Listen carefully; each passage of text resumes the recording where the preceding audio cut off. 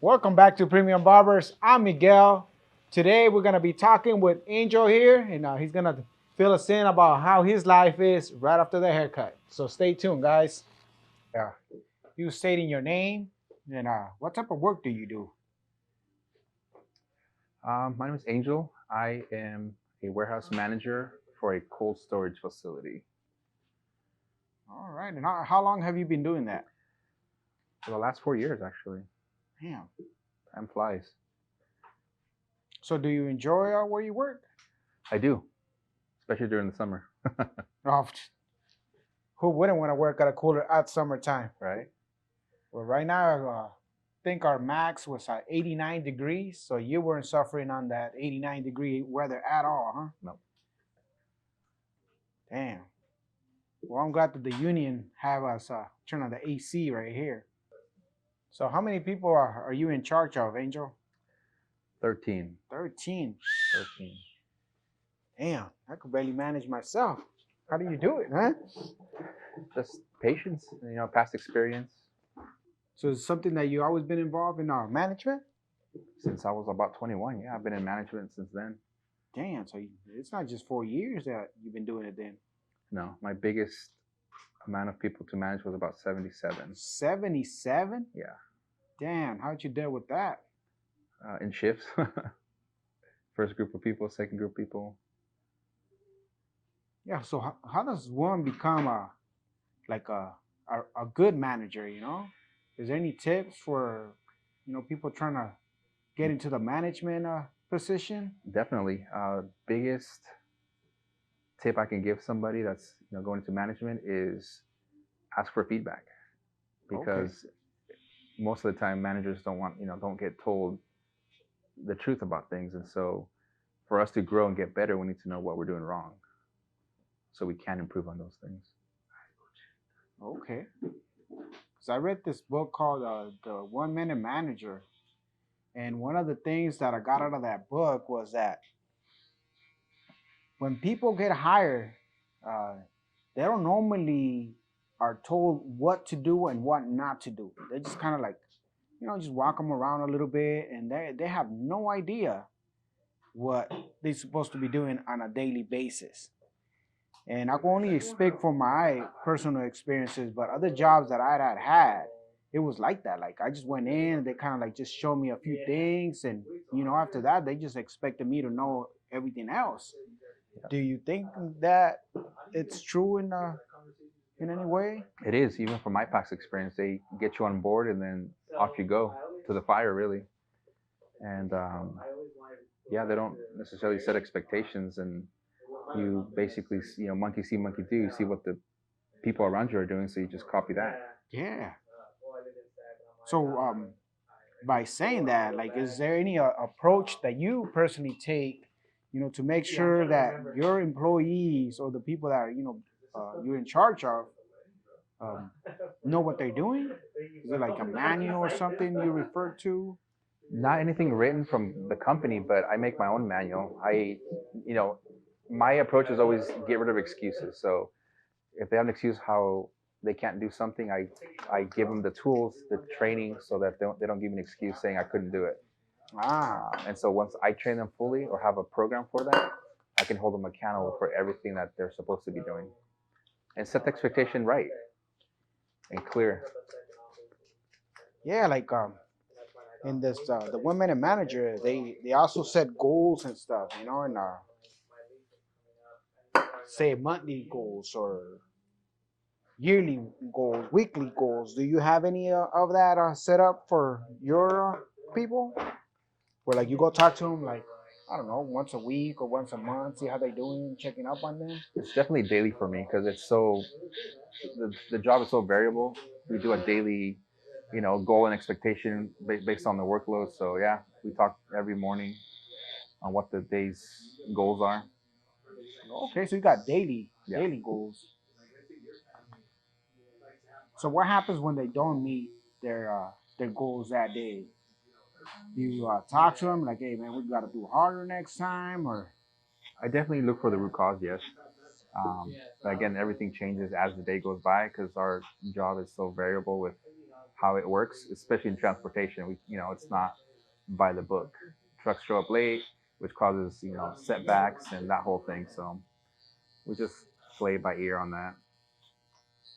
Yeah, see, like that's like an issue I've had in the past in the shop, where customers will show up late or not show up at all. What systems do you guys have in place, like to deal with like trucks being late? You guys have extra manpower that hangs around, or Yeah, we do have overtime that gets utilized by the staff, and then we also have the fees that we charge the truckers. So we kind of collect that money back for their tardiness. okay, so that makes them more prone to be on time, because They have accountability for you. Yeah. okay, kind of like a no show no call policy that we have going on right here. Yes, And do you feel like most of the time the clients or the truckers know about the policy? they Or is do. it, yeah, It goes back to that same set of expectation. The emails when they make the appointment go out, stating everything. Fees, grace periods, the whole thing, all the okay. expectations. So they're not surprised about the fees that we charge. Have you ever had any of the truckers like blow it lit? Yeah, at least once a week. Oh, okay. So it's something that you already know how to deal with. Yeah. That's one of the things that I'm always afraid of, confrontation with the customer for something that I guess in a way I have to already know that they know, or I assume that they know when they really don't. Because there's customers that don't read the no show, no call policy. You charge them and they're over here upset. Yeah, I mean, you can, from the customer service perspective, you can definitely offer the one off and give them the benefit of the doubt and let this one slide. But essentially, you yourself as a business owner have to be consistent with your practices.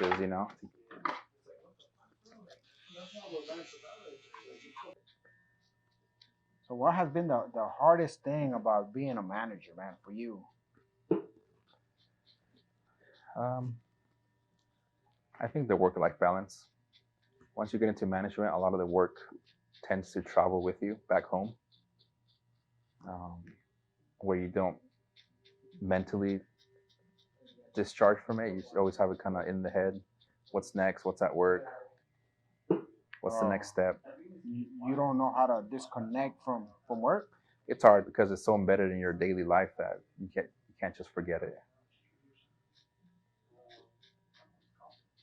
Yeah, because at the beginning of my career, I had a similar issue, but not thinking about work. It was just my cell phone was my work phone.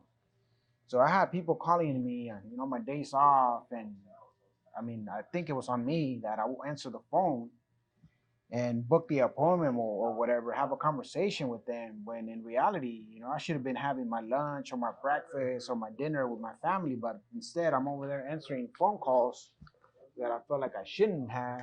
And of course, eventually I was like, you know what? I'm not gonna answer my phones on my days off. I need to disconnect because that really does take a toll on you. So I don't know how you deal with that, and taking it home and not disconnecting.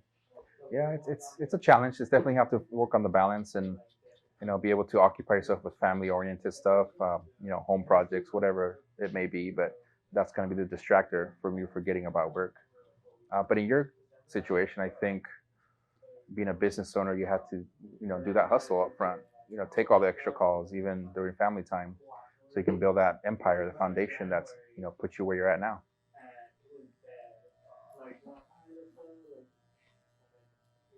So how do you try to find that balance, with the family and work?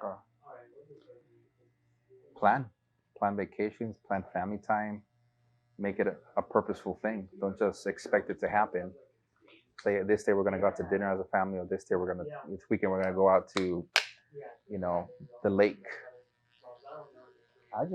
You just made me realize right now that you guys who work in Watsonville, man, you guys think alike. I have another customer. Shout out to Joey over there, who also told me about that. Like the like not the same words, but similar. It was like if if you don't plan your time, somebody else is gonna plan your time. Mm-hmm. It's like so if you're right. If we need to go out, say to, I don't know, Great Wolf Launch or something, we definitely got to plan it out. We can't just say, oh, let's do this today. Yeah. We got a million things going on. Even to the simplest things, I pick up my son from daycare. Mom gets off early. Hey, let's meet up at the park. Spend an hour, enjoying us together. And the sun, that plays a big part. It doesn't have to be spending money or, luxuries. Yeah, see, sometimes I think we forget about that. Like we want to do a little bit of spending to make the family feel right, but yeah, it's definitely not about that. Yeah. Even going grocery shopping too. Oh man, that's even fun right there. Come on in, man. Don't be afraid, man. If you come out on camera, don't worry. We just shut you out. Single, ready to mingle. Or if you're not, he's taking, ladies.